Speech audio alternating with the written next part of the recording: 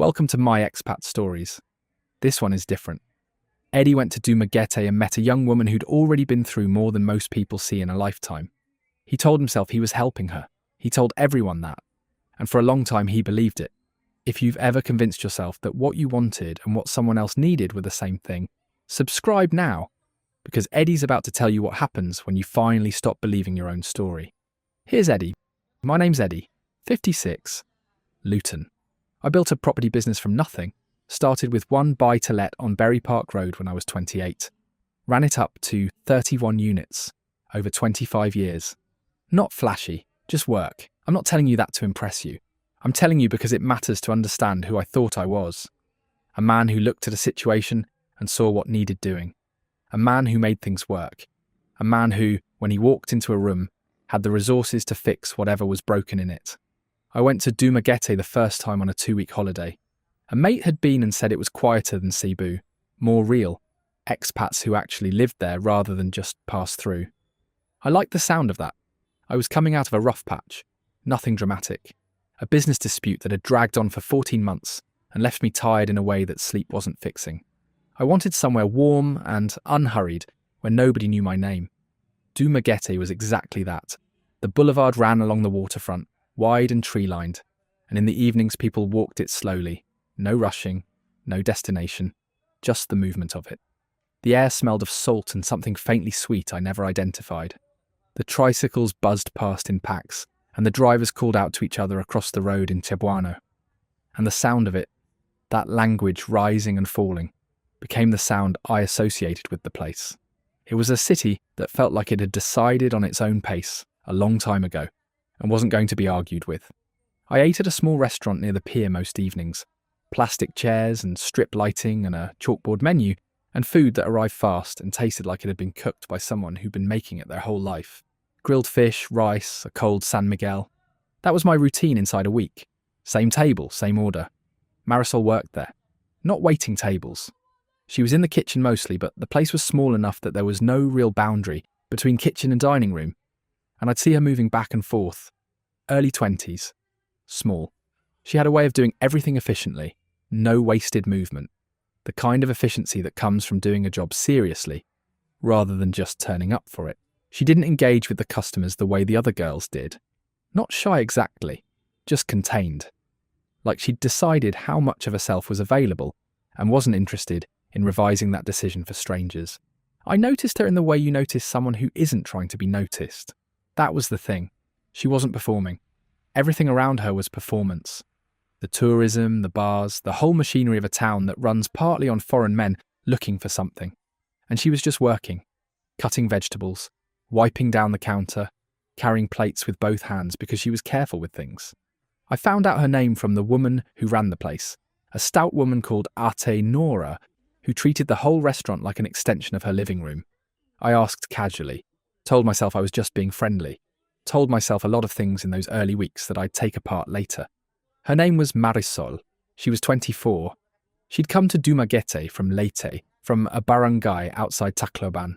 I knew what that meant geographically, and I knew what it meant in terms of what that region had been through. The typhoon that hit Tacloban had been one of the most devastating storms ever recorded. She was 15 when it came. I didn't ask her about it. Not that first week, not directly. I learnt it in pieces, the way you learn things about people when you eat at the same place every evening, and they start to understand you're not going to be gone in 3 days. Atenora told me some of it. Marisol told me more later, quietly, without drama. The way people tell you things they've processed so many times, the telling of it is just maintenance now rather than feeling. She'd lost her father and her younger sister in the storm. Her mother had survived. They'd rebuilt slowly, in the way that people in that part of the world rebuild. Not because they have the resources, but because there's no alternative. She'd left for Dumaguete at 19 to send money home. She'd been here 5 years. She had a room she shared with another woman from the restaurant. She sent half of everything she earned back to Tacloban every month. I sat with all of that information. And I'm being honest now in a way I wasn't honest with myself then. I sat with it and something in me shifted that wasn't purely compassionate. Something in me registered it as a kind of map. Here is what she's come from. Here is what she needs. Here is where I could fit. I didn't think it in those words. I want to be clear about that. I didn't sit there and consciously calculate. But underneath the warmth I felt for her, underneath what I told myself was simply caring about another human being's situation, there was something else running quietly. The part of me that looks at a distressed property and sees potential. The part of me that is very good at identifying where the leverage is. She had a history before me. Another foreign man, she told me eventually. A Dutch man who'd been in Dumaguete for 2 years and had been kind at first and then less kind, and then had gone home without saying he was going and left her with nothing, and a set of expectations about what men like that do that she'd been trying to unlearn since. She told me this carefully, watching my face while she told it, checking my reaction. I told her I wasn't like that. I meant it when I said it. That's the thing I need you to understand. I meant every single thing I said to her. That's not an excuse. It might be the worst part of this. The evening she told me about the Dutch man, I reached across the table and covered her hand with mine, and I said, "You don't have to worry about that with me. I've got more than enough. I'm not going anywhere. Whatever you need." She looked at me for a long moment. The strip lighting buzzed above us. A gecko clicked somewhere in the ceiling. From outside came the distant sound of a tricycle and someone laughing on the boulevard. She looked at me and she didn't say anything, just turned her hand over, under mine, and held it. And I felt something I can only describe as righteous, like I was the solution to something, like I was precisely what this situation had been waiting for. That feeling, that specific feeling of being the answer. I've turned it over so many times since. I extended the holiday, told myself the business dispute was still dragging, and I could work remotely just as easily from here as from Luton. Both of those things were true enough to be useful. I rented a small apartment 3 streets back from the boulevard, aircon that worked, a balcony you could stand on, a kitchen I never used. The air inside was cold and faintly chemical from the unit, and the air outside was thick and warm, and smelled of frangipani from the tree in the courtyard. You stepped between 2 different worlds every time you opened the door. Marisol started coming by after her shifts. Not every night. She kept her own rhythm, which I respected, or told myself I respected. She'd bring food sometimes, something from the restaurant wrapped in foil, and we'd eat on the balcony with the sounds of the neighbourhood rising up around us. Cats on the courtyard wall. The evangelical church 2 streets over, its music coming through the night air in waves. The last tricycles of the evening rattling past below. I was happy. That's the blunt truth of it. I was sitting on that balcony, in the warm night eating food I couldn't name with a woman who'd been through more than I could fully imagine, and I was happy in a way Luton hadn't made me feel, in longer than I wanted to count. And I started telling myself a story. The story of Eddie and Marisol. The story where I was the man who saw something worth saving and had the means to save it. The story where everything I was giving was exactly what she needed, and what I wanted didn't factor into it, because I was the generous one, the capable one, the one who'd arrived at the right time. I told that story so many times it stopped feeling like a story. It started feeling like the truth. It wasn't. Here's how it starts, not with a demand, not with anything you could point at and call control. It starts with generosity so complete and so constant that the shape of it only becomes visible later, when you try to imagine what her life looked like without it. I moved her out of the shared room within 6 weeks. I framed it as practical. The room was cramped. She was sharing with 3 other women by then. The walls were thin and the communal bathroom had a broken lock that had been broken for months. All of that was true. I said, "This is not a good situation for you." I said, "Let me help." I found her a small place 2 streets from mine. Paid the deposit, paid 3 months up front. Told her it was nothing, which to me it genuinely was. The amount it cost was the kind of money I'd spend on a working lunch in Luton without thinking about it. She was quiet when I showed her the room. It had a window that looked onto the courtyard, a ceiling fan, a wardrobe with a mirror on the door. She ran her hand along the top of the wardrobe the way you touch something you're afraid of wanting. She said, "Eddie, this is too much." I said, "It's not too much. You deserve somewhere decent." I believed that. I want to be clear, I believed everything I said. The believing it was the mechanism. The believing it was how I never had to look at what I was actually doing. What I was actually doing was making myself necessary. She couldn't go back to the shared room. Couldn't afford the place I'd put her in, on her restaurant wage. The gap between what she earned and what her life now cost was exactly the width of me. I'd built that gap. I'd built it carefully and kindly, and with complete sincerity. And it worked exactly the same as if I'd built it cynically. The money for her mother started soon after. Tacloban. The medication her mother needed for her blood pressure had gone up in price. Marisol mentioned it in passing, the way she mentioned things she wasn't asking for. Eyes on the table, not quite finishing the sentence. I said how much. She told me. I transferred it that evening. She thanked me in a way that was almost painful to watch. Too much gratitude for too small an amount. The gratitude of someone who's learned that things can be taken back and is trying to lock this one in before it disappears. I rang a mate back in Luton, told him about Marisol, told him about the family in Tacloban, the typhoon, the mother's medication. I could hear myself talking, and I sounded like a good man. I sounded like precisely the kind of man I'd always believed I was. He said, "You're a decent bloke, Eddie." I said, "She's had a hard time, someone should help," and I meant it. That's the part I keep coming back to. I meant it completely. What I didn't say to my mate, what I didn't say to myself was this. I was also building something. Every time I paid for something, the room, the medication, the new shoes she needed for work, the money for her brother's school fees that came up 2 months in, I was adding a brick, and the structure I was building had a function. It kept her in place. It kept her facing me. It kept the distance between her life and my absence wide enough that crossing it was unthinkable. She stopped working at the restaurant. That was my idea. I said she didn't need to. I said I had enough for both of us, and working long shifts in a hot kitchen was beneath what she was capable of. I said she could study instead. She'd mentioned once that she'd wanted to study hospitality management, and I said I'd pay for the course. She didn't start the course for 3 months. She just stopped working. I didn't see what that meant, or I didn't let myself. What it meant was that she now had no income, no colleagues, no reason to leave the apartment I was paying for except to see me. Her whole world had contracted to the size of my generosity. The women she'd worked with, the friendships she'd built in 5 years of being in Dumaguete, the daily texture of a life she'd made herself. I'd replaced it all with comfort and called the replacement an improvement. The apartment I'd rented for her was quiet in the afternoons.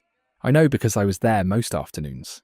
The ceiling fan turned overhead and the light came through the curtain in a long stripe across the tiled floor, and she'd sit on the edge of the bed sometimes, with her hands in her lap and just look at nothing. Not unhappy, I told myself.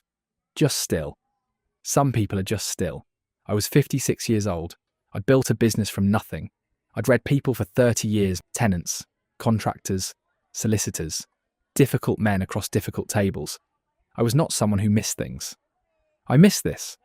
Or I didn't miss it and chose not to see it, which is a different thing and the one I have to live with. She asked me once, a few months in, if it would be all right if she visited a friend. A woman she'd known from the restaurant lived on the other side of Dumaguete. She asked in a specific way, carefully with a sideways look, gauging. Not the way you ask someone you're easy with, the way you ask when you've learned that the answer matters. I said, of course. I said, why are you even asking? You don't need my permission. But my voice was slightly flat when I said it, and I didn't suggest she take the money for the tricycle. Small things, the absence of small things, the temperature drop of 3 degrees in a room where someone is not quite pleased. She went. She came back the same evening earlier than she'd said. She brought me something from a bakery near her friend's house, a small paper bag of pain de sal, still warm. She put it on the table and smiled at me. She was making it right. In the cooling evening air, with the smell in the cooling evening air, with the smell of fresh bread in the room, and the sound of the church music drifting up from the street. And some part of me registered what had just happened, what the dynamic was, what she'd just done, and I folded that part down carefully and left it there. I told myself she wanted to come back early. She missed me. That's what that was. I want you to understand that I was not a man who raised his voice. I never threatened her. I never told her what she could or couldn't do.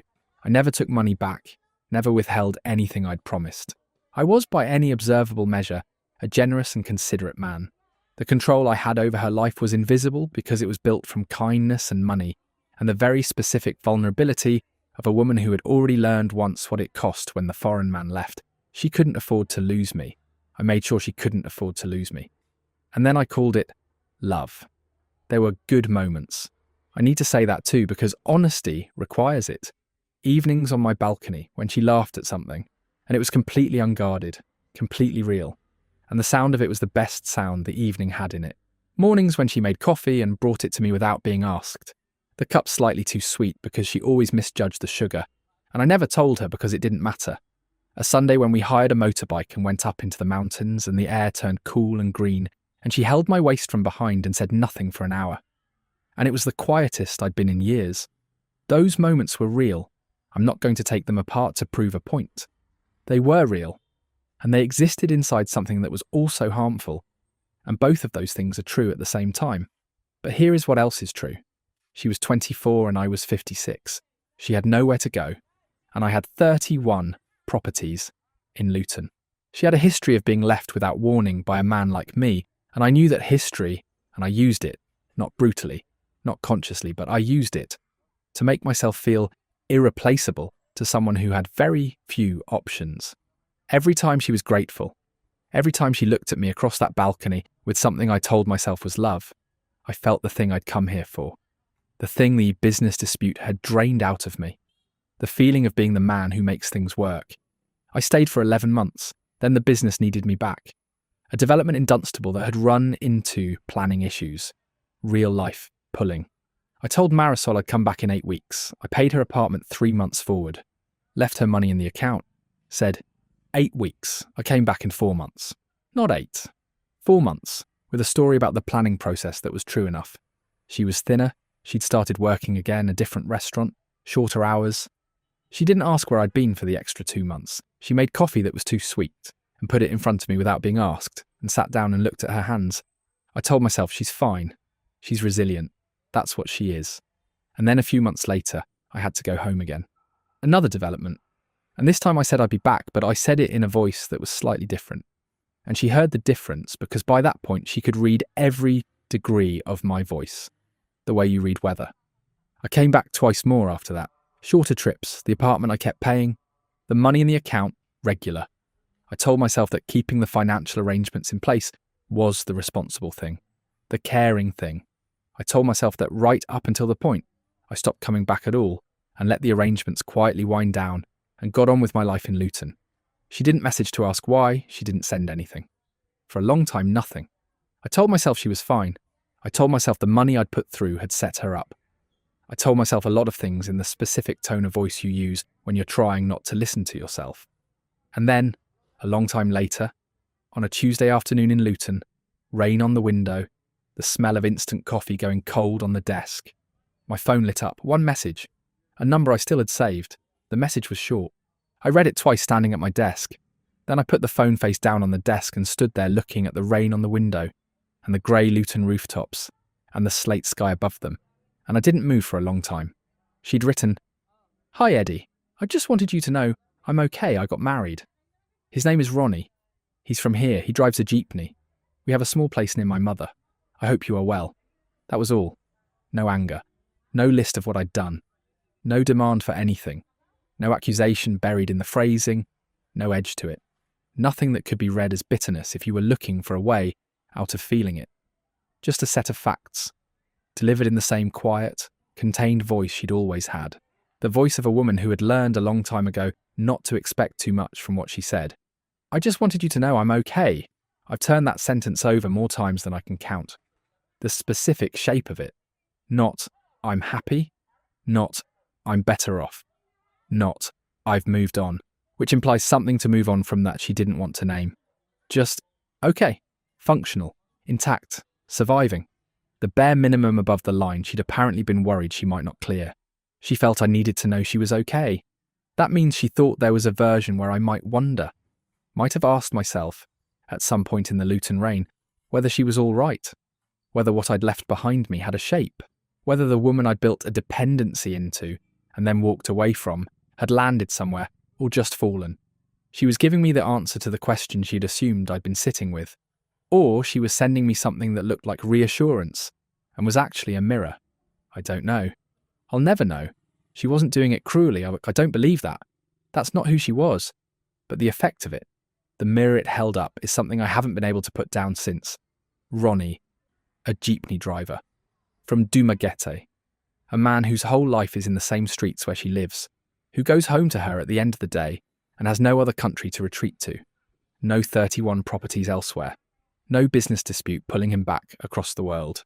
A man whose love for her, whatever its shape, does not have an exit built into it.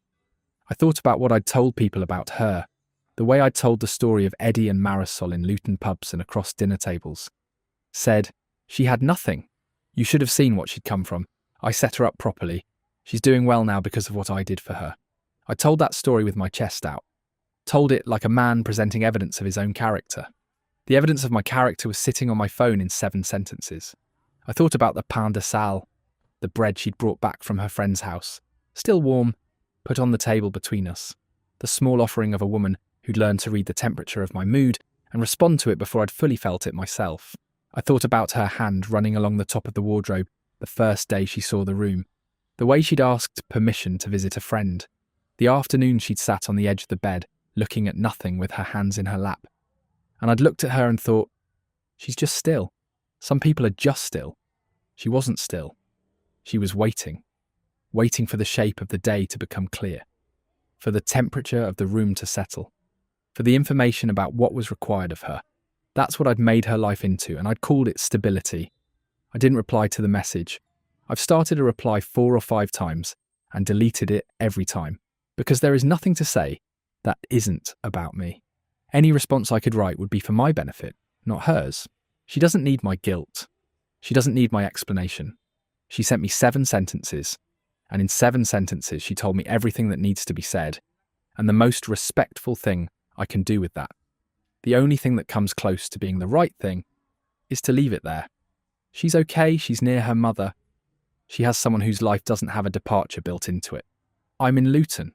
The business is fine. 29 units now. Sold 2 last year. I'm comfortable in all the ways that word covers and hollow in the way it doesn't. My daughter rang last month and asked if I wanted to come for Christmas. And I said yes and meant it. And then spent the drive there trying to think about something other than a small apartment in Dumaguete, and a ceiling fan turning in the afternoon heat, and a woman sitting on the edge of a bed with her hands in her lap, waiting. I don't know what I wanted you to do with this. I don't know what I wanted to do with it myself. I just needed to say it out loud. Say it right. Say, I went somewhere and I found someone who'd already been hurt, and I knew that and I used it. Not with malice, not with any conscious plan. With kindness and money and the absolute self-belief of a man who has never had to question whether what he wants and what's right are the same thing. They weren't the same thing, not even close. And I've got no one to blame for that except the man who spent 11 months in Dumaguete, being absolutely certain he was the answer. This is my expat stories, and sometimes the most honest thing a person can tell you is simply that they survived you.